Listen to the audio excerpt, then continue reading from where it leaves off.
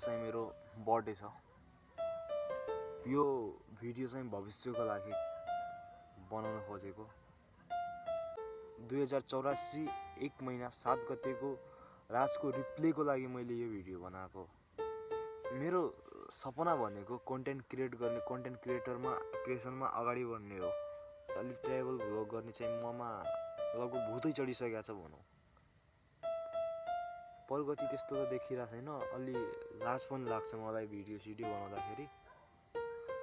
तर यसैमा मलाई मेरो लक्ष्य भनेकै मेरो कन्टेन्ट क्रिएट गर्ने, भिडियो ट्राभल भ्लगर बनाउने मेरो लक्ष्य चाहिँ त्यो मात्रै हो। एउटा गोप्रो पनि किन्ने प्लान थियो मेरो हैन। एउटा राम्रो खाले भनौँ न। अहिले मसँग एउटा थोत्रो गोप्रो चाहिँ थियो, तर त्यो चाहिँ अलि काम गर्दैन, ब्याट्री टिक्दैन त्यसमा पनि। ट्राभल भ्लग गर्नको लागि अलि राम्रो हुने। कस्तो किन्यो गोप्रो किन्यो? राजले गोप्रो किन्यो हो? यो वर्ष किन्न सक्यो कि सकेन? अनि राजको बैंक एकाउन्टमा चाहिँ कति पैसा छ?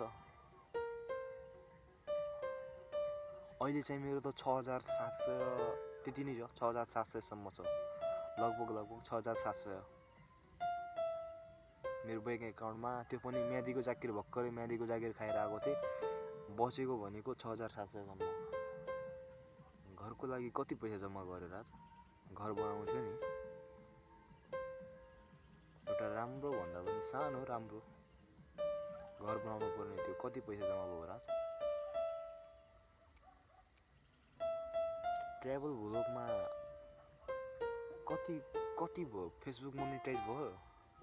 टिकटक त भयो होला सायद। अनि युट्युबमा त कस्तो 70 वटा भिडियो हाल्दा पनि सब्सक्राइब त बढ्दैन त। भिडियो पनि अलि त्यस्तो छैन नि। मलाई अब यस्तो हुन्छ, म घरतिर बसेको बेला हैन, घरतिर मलाई एक्लो हुनमा हैन, भिडियोको बनाउने मन पनि लाग्ने, आइडिया पनि आउने एक्लो भएपछि।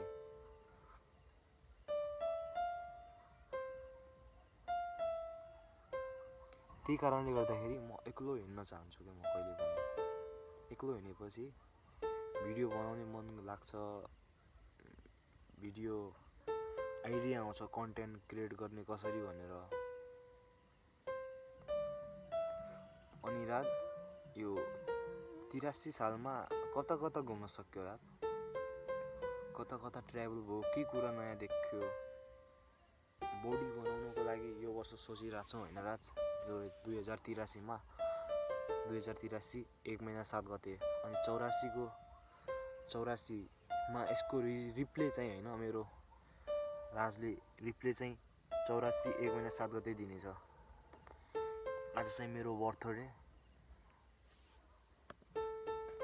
बडी त्यस्तो छैन राज, अलि मोटो नै छु, फ्याट छ। म अब अहिले सोचिरहेको छु काठमाडौँ गएर बडी जिममा पनि जोइन गर्छु। म अहिले काठमाडौँ गएर जिम जोइन गर्छु, बडीमा पनि फोकस गर्छु। अनि कपाल हेयर कटिङको लागि बार्बर पनि कोर्स जोइन गर्छु भन्ने म सोचिरहेको छु। के हुन्छ राज, खै जोइन गर्छु गर्दैन हैन। अब मलाई त त्यो कुरा थाहा छैन नि त। म त अब मेरो त लागि त यो कुरा भविष्य हो नि त। म पर्सि गएर त्यहाँ जोइन गर्छु भन्ने कुरा। तर यसको रिप्ले चाहिँ मलाई आउनु पर्यो राज 84 मा।